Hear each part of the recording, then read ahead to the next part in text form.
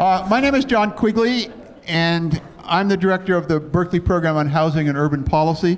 You're welcome to the first of a series of informal and irregular seminars, presentation, lunches, activities that are on the general topic of housing and urban policy in a variety of contexts.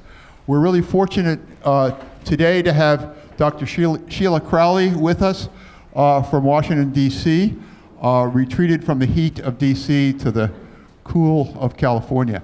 Dr. Crowley is the president and the CEO of the National Low-Income Housing Coalition, which is a large organization that tries to prevent the interests of low and moderate income households, particularly the lowest and the poorest households, from being neglected in the policy process.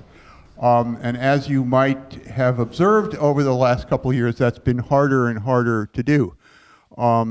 She runs an organization in Washington, has connections to a whole variety of people in the public and private sector that are trying to keep the needs of low-income households somewhere on the public agenda. With that, I will turn the meeting over to Dr. Crowley. I will say that we must leave, for a variety of reasons, we must leave exactly at 1 p.m. Or, yeah, at 1. So we're going to just run out the door at 1 o'clock. I'm sorry about that, but that's overscheduling in the 21st century. Thanks very much. Sheila? Thank you very much, John.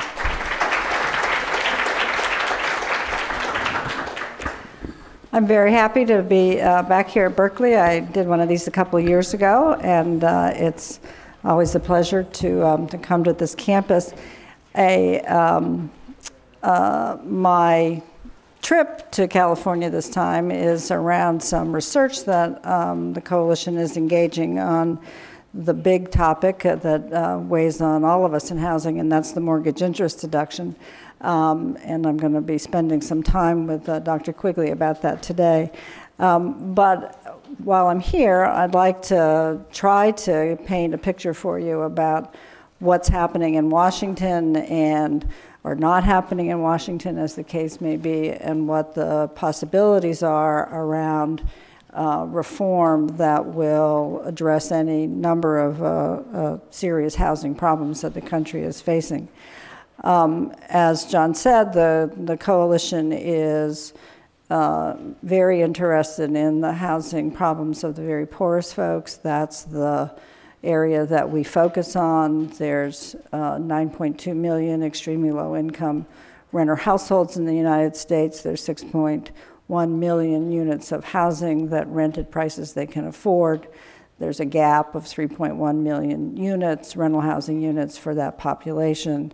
That's the fundamental core problem that we try to address. It's the only population in the country for whom there is a housing shortage. Doesn't mean that there's an affordable home for everybody everywhere, but that on a nationwide basis, that's the fundamental problem. So all of what we do is in service of attempting to solve that problem, which means that we have to look at the full range of housing policy issues. I want to talk about the sort of current state of play of the politics of housing policy at the federal level. And that's what I know. I don't really know the details about what happens at the state or local level, because there's 50 different stories going on at any given time in the country. But clearly from an affordable housing perspective, and these days from a complete housing perspective, it is federal policy that's the engine that drives what's going on. So let me give you an idea about how things are operating. The best I can say is that federal policy making today is just a mess. There's a serious problem with the inability for people in policy-making positions to make decisions, to get things done, to move forward on any kind of agreement. And so lots of little things happen, but getting very big things done is very difficult. Let me say a little bit about the administration.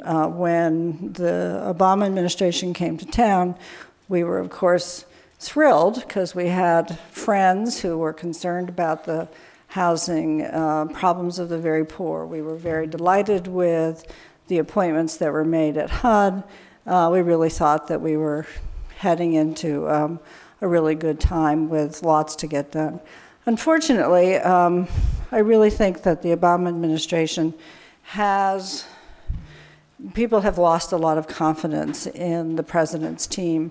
One, because we haven't been able to really stem the foreclosure crisis, and two, because unemployment has been stubbornly stuck. And until those two things get addressed, and we're sort of out of ideas now about how to do that, then I think that a lot of the other things that the administration would hope to get done in this area are really going to be on hold.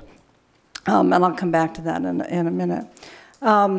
In the House, we have Democrats are in the majority. It's pretty easy to get most legislation through the House. Chairman Frank of the House Financial Services Committee is a prolific legislator. He finished up work on the Dodd-Frank financial reform bill, and I don't know, within 2 or 3 days, he was calling up new hearings and new legislation he wanted to get out, and we were going, my God, does the man rest? No, he just keeps churning it out. So he's a prolific legislator, and he does manage to get considerable amount of legislation through his committee, and he does, and the legislation is quite good. He's a competent legislator in terms of the kind of compromises that he makes in order to bring along enough people to be able to do what needs to be done.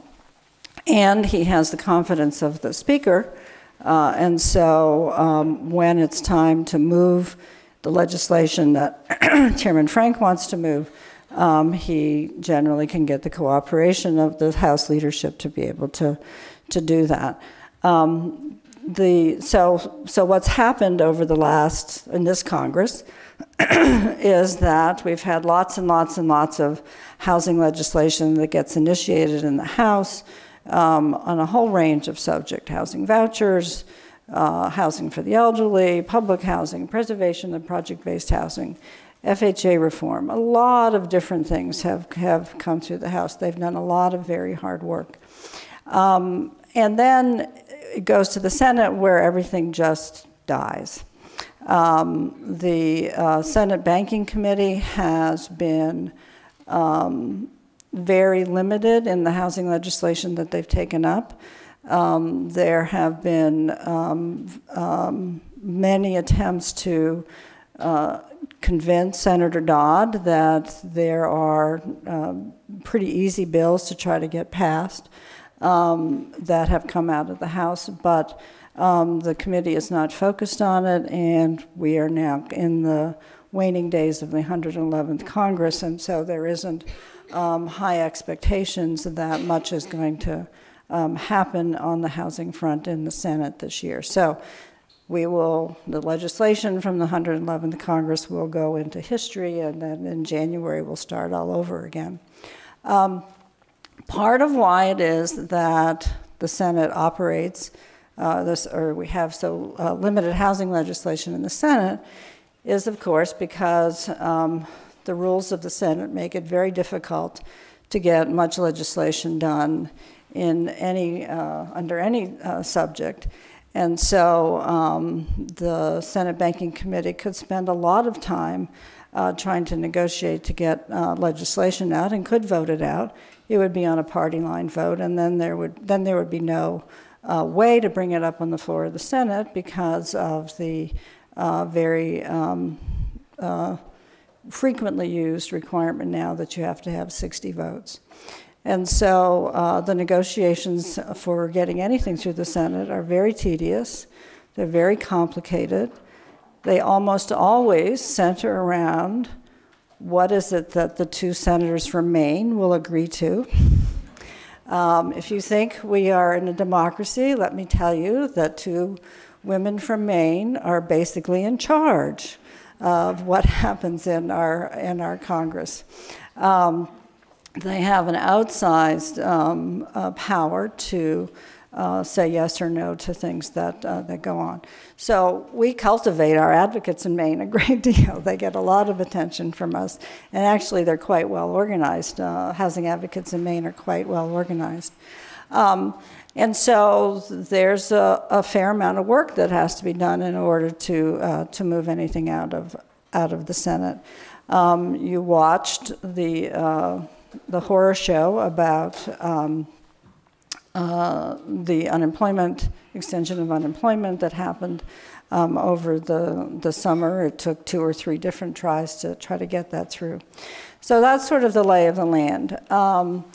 And so any policy proposals that people talk about, however limited or conservative or progressive they are, always have to be analyzed in that context.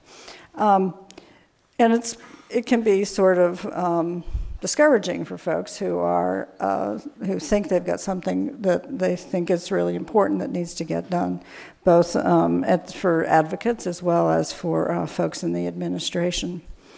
And we'll see what happens with the election. I think it's pretty remote that the Democrats will lose the House, but I do think that there will be a reduction in the number of Democrats that are in the House. I think in part what might happen is that the Democrats who lose are going to be those people in very tight districts, the so-called blue dogs, who are conservative and who have been sometimes siding with the Republicans. I did read something this morning about Barney Frank potentially losing his chairmanship. I think that's pretty remote. I don't think the Republicans will take over the Senate, but I do think that the Senate will become more intransigent as as the Democrats will lose seats. The Democrats won't gain the 60th seat that's needed, and so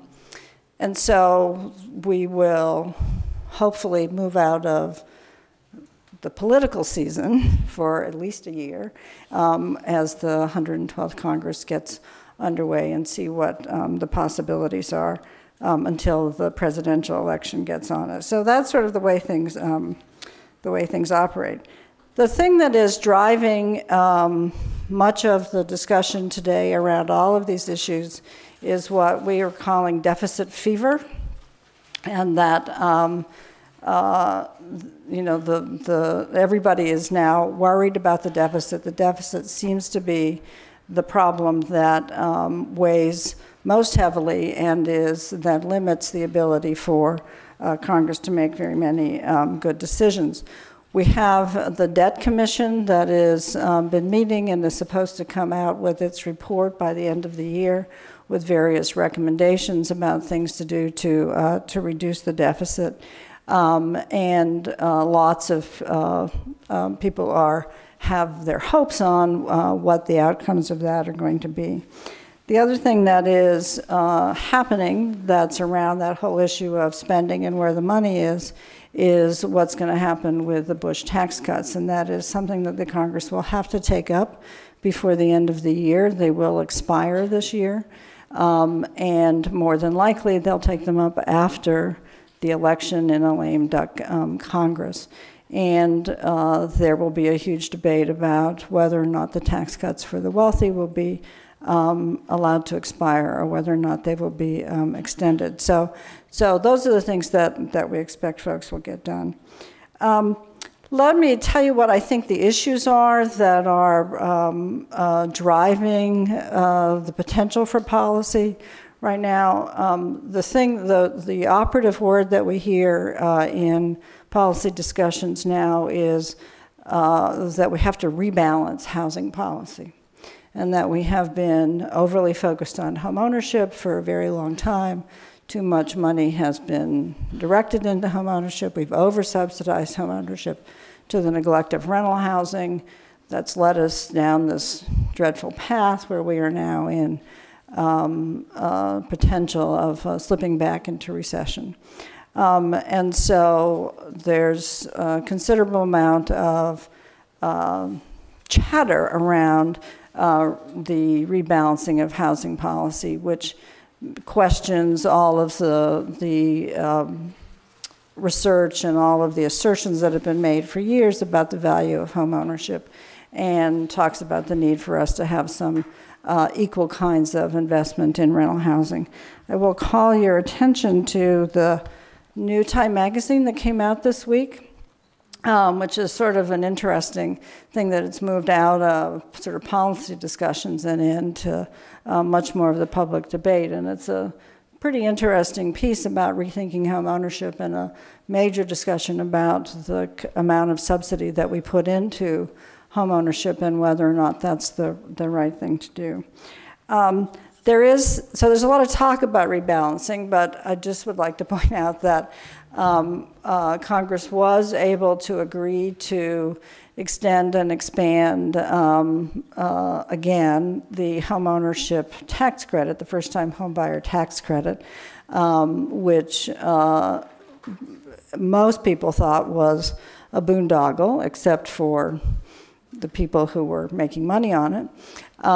It ended up, it'll cost about $16 billion, and the evidence is that the people who bought their homes using it would have probably bought homes anyway, so it was, but it got a lot of political currency, and it became very popular.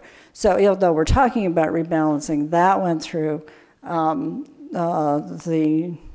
there's much more difficulty getting money through to fund the National Housing Trust Fund, to do the things that will keep the low-income housing tax credit afloat for another couple of years. So acting on rental housing policy is different than talking about the need for reform of that.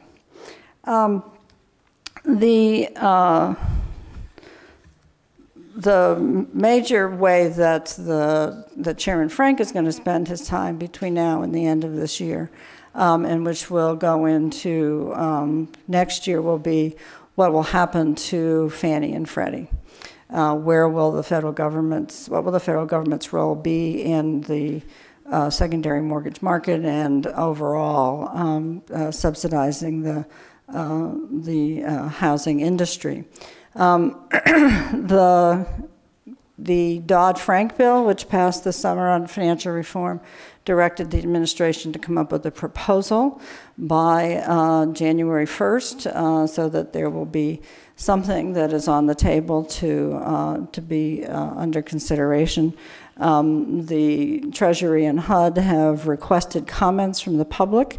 They got about 300 comments, which I'm told range from the far right to the far left, with nationalize them, privatize them, and the full range of options. There was a conference that Treasury and HUD held in Washington a couple of weeks ago, brought together a lot of people to try to think through what are the crucial questions that have to be answered for the future of Fannie and Freddie. But obviously that's a major area that is going to need considerable attention. It's anybody's guess what will happen. My guess is that we'll end up with some other kind of, that Fannie and Freddie as big institutions will be a thing of the past, and that we will have something much smaller, many smaller things, and that but they will still be a hybrid where there's private institutions, private corporations, but there's some kind of government guarantee around what they do. Obviously, the scale will be significantly less than it has been for the last decade. And so Chairman Frank is going to have more hearings on that this fall. We are hearing in some way that he may be putting together legislation. He is certainly actively soliciting ideas from people meeting regularly with all the players, individually with him and with his staff, or in groups. So he's doing a parallel process to what the administration is doing. The Senate is doing nothing about it. Senator Dodd is retiring. He's the chairman of the Banking Committee. Senator Johnson will be the new chairman. He's from South Dakota. He's a blank slate to housing folks. We're all trying to figure out what on earth they do about housing in South Dakota and what is going to make a difference for Senator Johnson.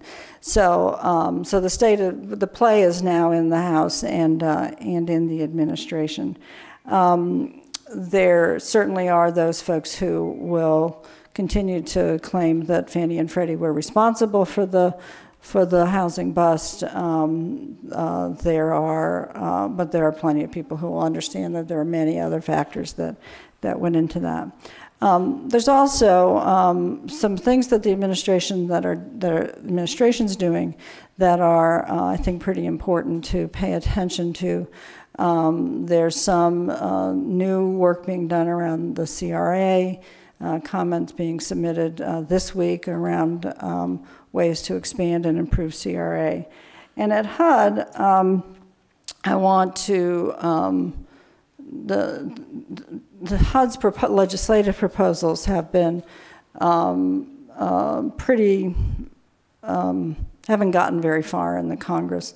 The Secretary made a major proposal for a fundamental reform of how it is that we pay for all of subsidized housing. The rollout of it was really poorly done, and it got widely criticized. The major criticism surfaced out of Berkeley. George Lakoff posted a blog on the Huffington Post calling the Obama administration sellouts for trying to privatize public housing. It was a very serious mischaracterization of the Secretary's proposal, but it did get a lot of play, and it got a significant amount of tenants groups and housing activists to get worried enough about it to have a petition to oppose it, and that brought Mr. Frank and Maxine Waters to take a very critical look at it, and so it's basically a DOA. The proposal has many things in it that are problematic. It also has a fair amount of merit, and the coalition has been taking a few hits for appearing to be too supportive. I got an email yesterday where my salary was posted on a blog. Somebody looked it up in the 990s saying that I had obviously lost touch with the poor because I was of my outrageous salary, which is pretty modest if you ask me, but in any event. So that's been a serious problem for the administration in trying to move those things forward. But what they can do on their own without having to go through Congress, there are some pretty significant things going on. One of the things that, and I'll close because I want to give you time to ask me questions. One of the things that is, I think, a very positive step forward, we'll see how much develops out of it. The Secretary Donovan, when he announced his agenda when he was first appointed, he said that he wanted to make real the requirement that states and localities that receive federal housing assistance affirmatively further fair housing. How many folks have heard the term affirmatively further fair housing? Okay. And it's been in the law for a very long time. It requires that jurisdictions not only just the fair housing law not be violated in individual cases, but that you actually make sure that when you're spending those dollars, that affirmatively, you're being affirmative in how it is that you're looking at how the use of those dollars will impact minority communities, and in reality, how they will impact low-income communities. In the last year, there was a really important court case in Westchester County that was brought by a fair housing organization, where Westchester County, New York, was sued for fraud. And the claim was that for all these years that Westchester County had been receiving its federal housing dollars and signing its applications, we certify that we are affirmatively furthering fair housing, when in fact they were using their dollars in a way to continue to concentrate low-income minority people in small parts of the county. The claim was that they were fraudulently claiming that they were actually affirmatively furthering fair housing. And the judge said, yes, in fact, they were claiming, they were doing that fraudulently. And had they had to, and there were, you know, I don't know, hundreds of signatures of, over the last that were all going to be very expensive if each one was counted as a fraud, if the county had to pay for that. Anyway, HUD negotiated a settlement with Westchester County that is requiring some fairly aggressive changes on their part around spending their money in a way that will expand affordable housing opportunities for the lowest income people and for people of color in Westchester County. Westchester County is balking. You know, you have to go back to court all the time. So, so fast forward to Texas, where the state of Texas received a big chunk of community development block grant money after Hurricane Ike. Disaster money for housing comes through CDBG and is administered by HUD.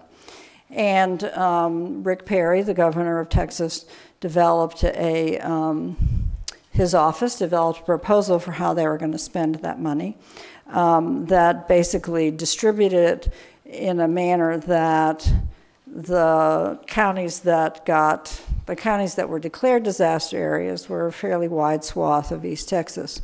But obviously the counties that were the poorest and the ones that were closest to the coast got the most damage. Well, they were going to distribute the money so that there were lots of money was going to go to places that were Rick Perry's base, where there was less damage, and they were going to get a lot of money to be able to spend on things that weren't necessarily going to be disaster recovery, while Galveston and very poor places were going to be shortchanged. Anyway, a bunch of advocates in Texas, and there are some, although they claim that they are, you know, they can have a meeting of 3 and they're complete. They have a few more, but they did come together and complain to HUD about Governor Perry's plan. Now, in past times, most folks would have not expected HUD to do much. And for a long time, that has been the case, and certainly in the last 8 years, we wouldn't have expected HUD to have done much. But in fact, HUD rejected Rick Perry's plan. He got very undone, you know, said the federal boot was on his throat and blah, blah, blah, and he was going to, you know, he has all of his periodic threats to secede and things like that. But nonetheless, HUD took them on, and they had to redo their plan, and they're doing their money they're spending their money in a way that's much fairer and going to benefit low-income and minority people much greater. And they did it under the requirement to affirmatively further fair housing. We expect to see affirmatively furthering fair housing regs coming out pretty soon that will be much more, that will be bolder and more aggressive than have been in the case in the past. And we think that will be a really important vehicle for folks at the state and local level to be able to start to challenge the way some of these dollars are spent. I've gone over my time. I'm going to close and see if I can answer any questions. Thank you. I have this.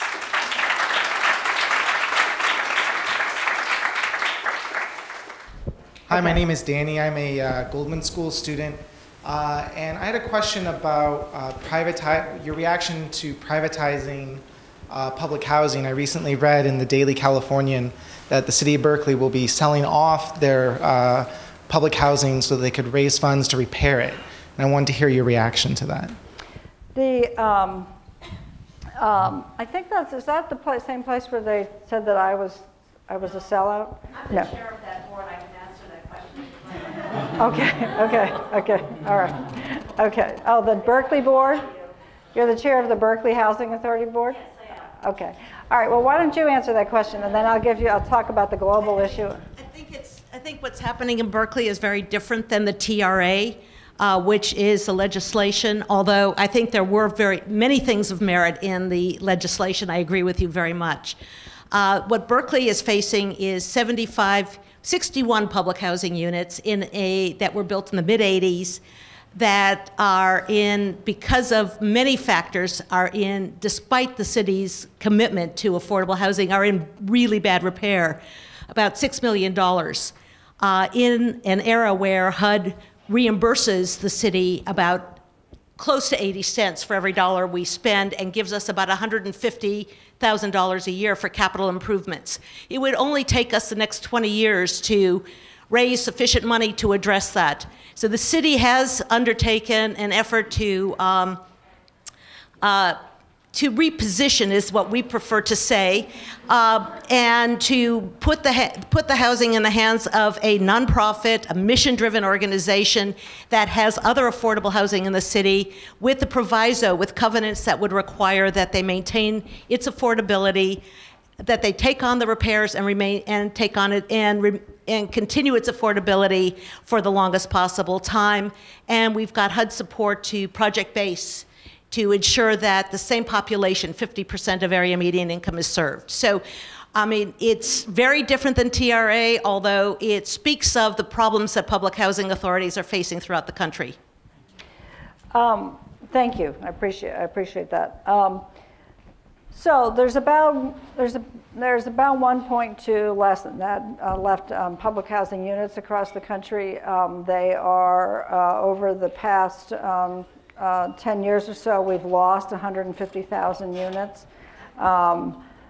The capital funds that are required to bring public housing up to contemporary standards, the general estimate is that it's $20 to $40 billion. Congress has, there is a general acceptance that there will be no big infusion of capital dollars into public housing, although there was $5 billion in the stimulus bill. And it's an aging stock. We haven't been building new public housing. It's a stock that is getting old and has been neglected because of the underfunding of it. And it's been severely underfunded for a very long time. And so, so what's happening is that we are losing units because they are, public housing authorities are having to take them offline because they don't have the money to repair them. And then they're demolished or sold off in some way. Now, there are good public housing agencies and there are not such good public housing agencies. And so to make a generalization about how all of them operate is impossible. What the proposal is from TRA, now called PETRA, Preserving, Enhancing, and Transforming Rental Assistance, is that public housing, and it was a pilot to begin with, some small number of public housing agencies which would volunteer to do this, would be able to convert their assistance that they get now through the two streams of funding that come into public housing, to convert that to project-based vouchers, which would be of more value than the current two streams, and then that would mean that they would have the ability to go out and borrow money in order to do the repairs that are needed to bring it up to contemporary standards and to improve it to where the housing will last for another generation or more, which is what the objective is. The issue of privatizing is, so if a public housing agency does that, they go take out a mortgage, and then the mortgage is foreclosed on, what happens to the housing?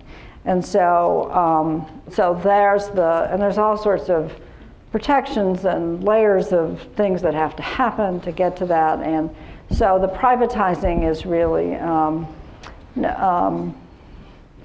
you could ultimately say that would happen, but there's so many steps that you'd have to take to get to it that it's probably not realistic. And in the meantime, we're losing public housing anyway because we don't have a way of doing that. So that's what the fundamental debate is there. The larger issue in TRA, what TRA set out to be in the beginning, was a way of really creating something much more rational out of all HUD programs. There's 13 different streams of rental assistance funding that come through HUD. You know, HUD over time has gotten this program and that program and added to it, and all of that, different offices have to operate. They're in different departments within HUD. And so there's all this inefficiency that happens with that. There are several programs that the Secretary calls orphan programs that were enacted that still have to be operated, but no new money goes into them. So the idea was to take all of those programs and to create one program. The other important thing, of course, is that tenants in one program have rules that apply to them that are different than apply to tenants in other programs. And so, you know, you would think that if you're a low-income person receiving federal housing assistance, that you should have the same rights no matter what program that you're in. And so a lot of that was the fundamental design that they were setting out to do, which makes a lot of sense. But it just got too complicated. It got too, they tried to do too many things in this legislation, and it really did get sandbagged by some pretty inflammatory stuff from the very beginning, which really caught the attention of Ms. Waters, and then Ms. Waters, Maxine Waters, who chairs the Housing and Subcommittee in the Financial Services Committee, you know, Chairman Frank does not get out in front of her on these kinds of issues. And so, so he basically told the Secretary to go back to the drawing board. So that's, and they're doing that. That's what they hope will do. So thanks for asking that question. And if you read stuff about it, we actually have on our website something we're calling Petra Watch. It's at www.nlihc.org, and we are posting everything that anybody's writing about it up there, you know, from whatever perspective. Although I'm not posting my salary up there, I just want you to know.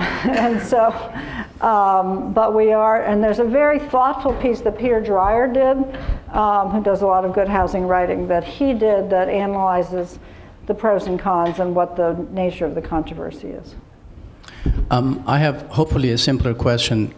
The fate of a bill that passed in the House just before 4th of July that was to extend the 9% tax credit exchange program and to include 4% credits, and it died in the Senate right after 4th of July. You have any thoughts on that? Well, you know, that's what I've said, things die in the Senate.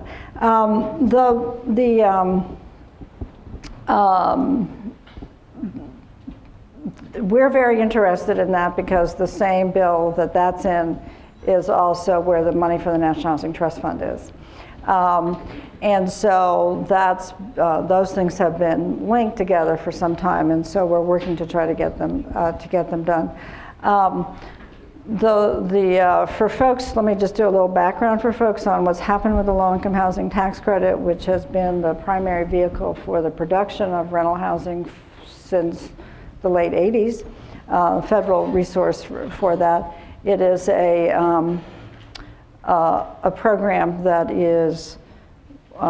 that worked really well for a long time to do what it was supposed to do, as long as there were investors who needed tax credits.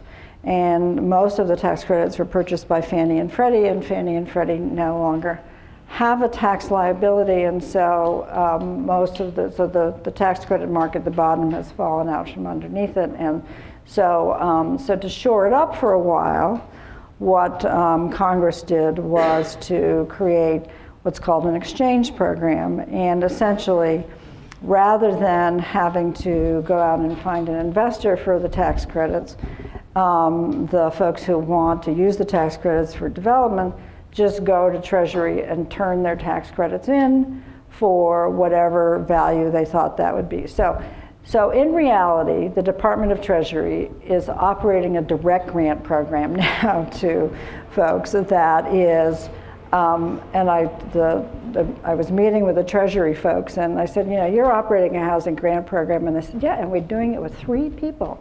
So it's sort of astounding that, you know, that much money is getting spent with such little oversight. In any event, the decision, what we want to try to do is extend it for another year in order to keep the tax credit market going.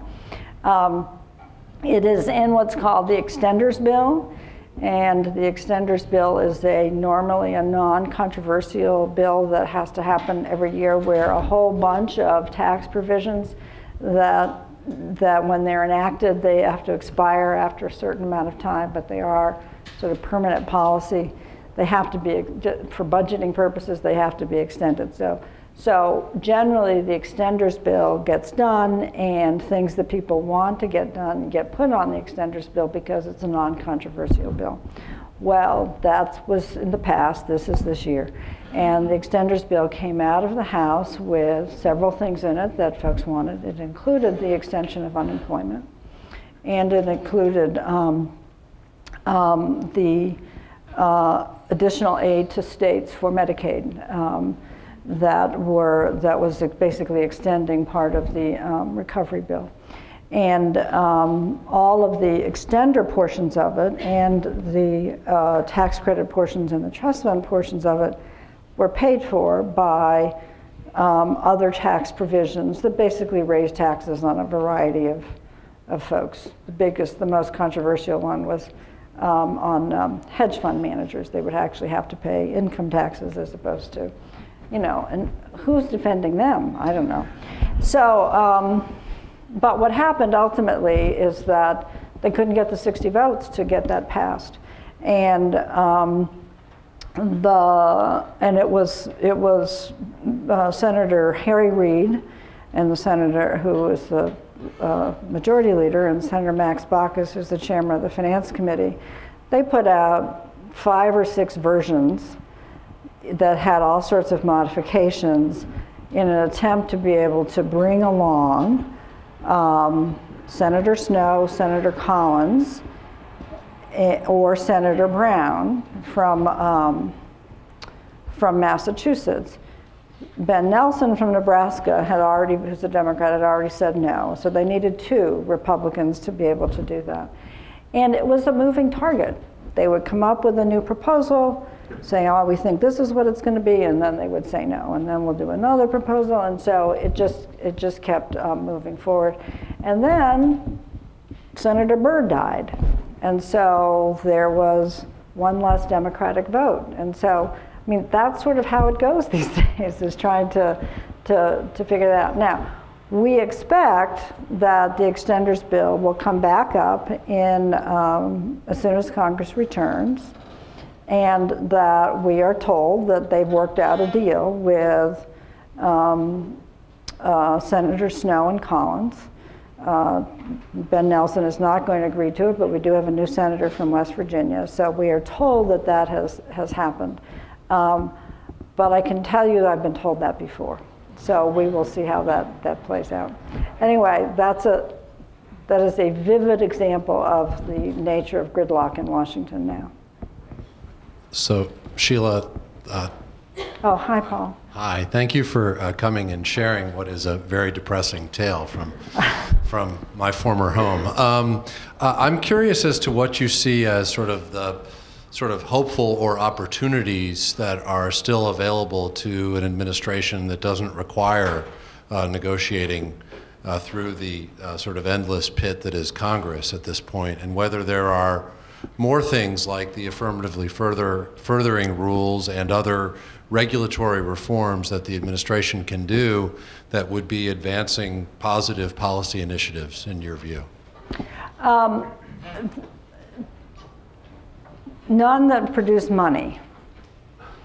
Okay, I guess that's the fundamental issue, is that what we need is money to be able to solve many of these problems, and so there's none of those things that they can do that will significantly increase the amount of revenue that they have to spend. One of the areas that I think is an important piece that has happened, let me just give you a little bit of good news. In 2009, we did have two very big victories in 2009. One was the passage of the Hearth Act, which authorizes and significantly improves the McKinney-Vento Homeless Assistance Program. And HUD is about to put out regulations on that. The Obama administration has taken, and one of the things the Hearth Act required was for the administration to develop a plan to end homelessness in the United States. And so the Interagency Council on the Homeless, which was not, has never had much power, actually has a new director who is part of the Domestic Policy Council, reports directly to the housing guy at the Domestic Policy Council, who reports to Melody Barnes, who's the director of domestic policy in the White House. Anyway, they have developed a plan to end homelessness that is quite aggressive and will do a significant amount to integrate programs that currently exist within HUD, VA, and HHS, in particular those three agencies, to I think improve the way resources are allocated and to figure out ways to better utilize those. They have one of the important things about, and the plan, by the way, says we can't do any of this unless we have a lot more housing money. We've got to have housing money to make that happen.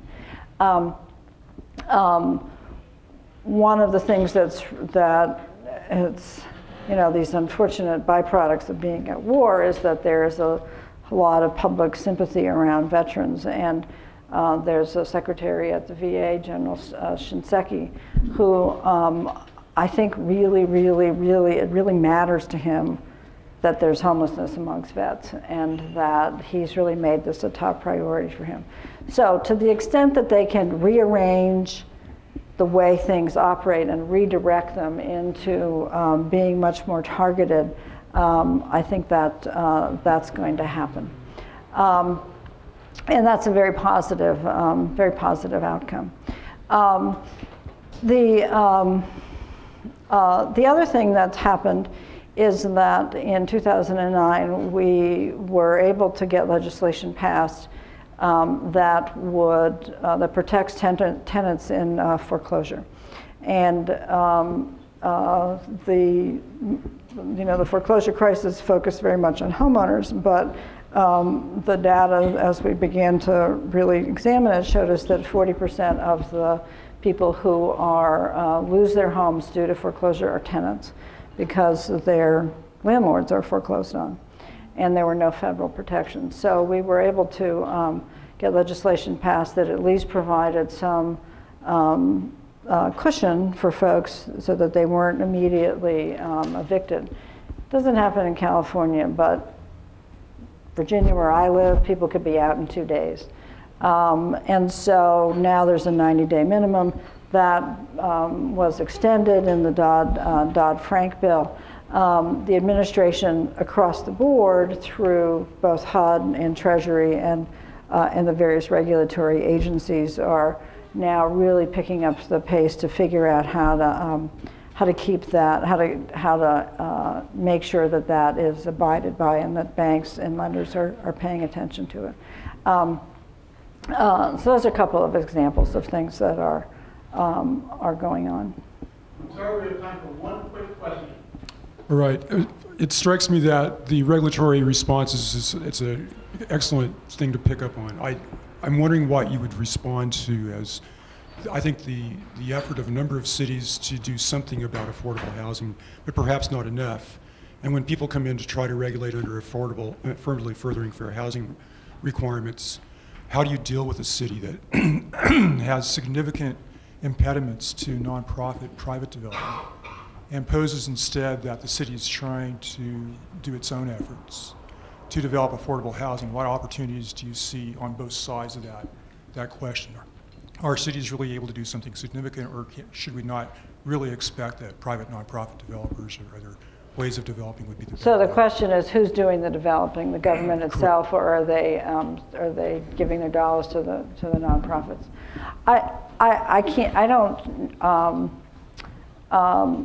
think that just varies from jurisdiction to jurisdiction. You know, people often say to me, you know, should you have a program run by the states or should you have a program run by the cities? And I go, well, tell me who the governor is. You know, that's the fundamental question.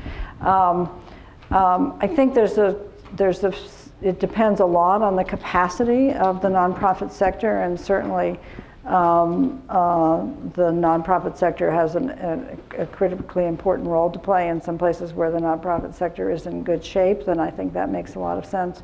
A lot of nonprofits that have lived off the tax credit and their basic operating money came from the fees for the next deal are not going to make it, and so the nonprofit sector is, I think that a lot of the weaker ones will get weeded out in that process, and the ones that have a lot more, that have diversified funding and have a stronger structure will survive all that. So my answer is it depends on who the local folks are. I'm sorry to have to bring this discussion to a close. It's been an interesting 55 minutes, and we thank Sheila Crowley for being with us today to share her insights and for taking the time.